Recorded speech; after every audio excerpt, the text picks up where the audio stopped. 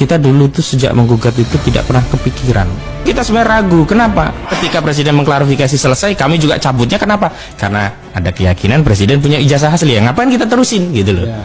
Nah, begitu ditangkap ya, dalam tanda petik amsyong kita ini, gimana nih gugatan?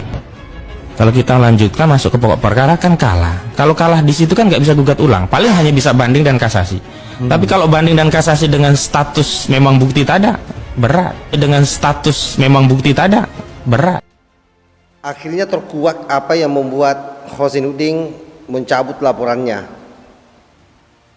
Dia memberikan pengakuan bahwa dengan fakta-fakta yang ada, ijazah Pak Jokowi asli, dan itu dilakukan di depan podcast Refli Harun, di depan Refli Harun pada saat diundang di podcastnya.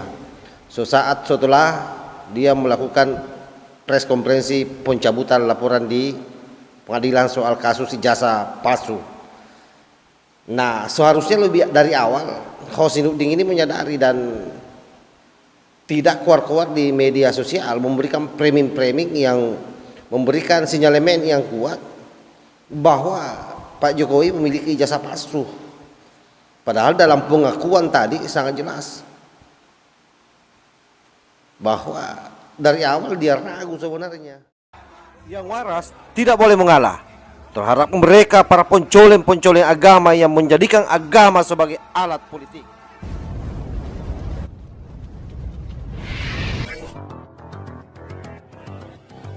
Assalamualaikum warahmatullahi wabarakatuh. Om Swastiastu, Namo Buddhaya, salam kebajikan.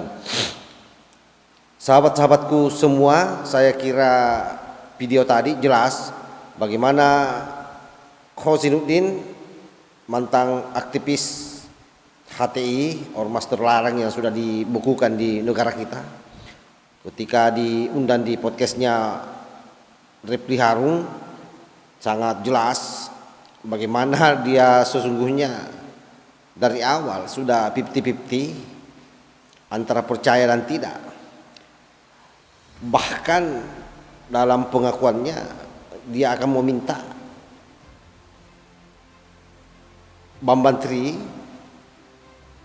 untuk menebus mubahalanya. Dan kita akan nasihati klien kita, Bang Bambang, ente keliru, saya sudah ditunjukkan aslinya dan analisis ente itu semuanya keliru.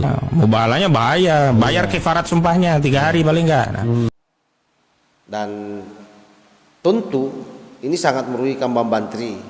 Kenapa saya bilang merugikan Bambang Tri dan Sugi Nur? Karena dalam proses pertemuan awal dia sudah ragu 50-50%. Begitu sahabat-sahabatnya Pak Jokowi, rektor UGM, kepala sekolah, mantan gurunya Pak Jokowi keluar semua memberikan kesaksian, pada saat itu dia tahu bahwa kita akan kalah. Jadi apa yang disampaikan oleh Egy Sujana sebelumnya itu sebenarnya secara tidak langsung dibantah oleh Khosinuddin. Jadi istilahnya hari ini Khosinuddin sendiri itu sadar betul bahwa selama ini yang dia lakukan adalah sebuah proses kesalahan di dalam mendampingi Bambang Tri ini.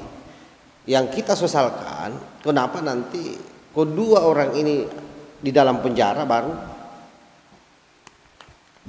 Khosinuddin sadar. Ini yang kita sesalkan. Makanya tidak salah kalau saya punya analisa kemarin mengatakan bahwa Bambang Tri dan Sugi Nur ini dikorbankan oleh mereka yang punya agenda terselubung terhadap tuduhan ijazah Pak Jokowi ini. Karena itu apapun yang disampaikan oleh Khosinuddin soal bagaimana dia mengklarifikasi masalah ini, itu juga sudah tidak ada gunanya, karena stigma masyarakat sudah terbangun bahwa kalian memang ini tidak bermaksud untuk membuktikan bahwa ijazah Pak Jokowi palsu atau tidak. Hanya memang ingin membuat kekacauan, membuat suasana jagat maya, terjadi huru hara, Kita tidak tahu apa agenda di belakangnya. Satu hal yang pasti bahwa Anda ini adalah orang yang memang tidak pernah pro dengan pemerintahan yang ada hari ini.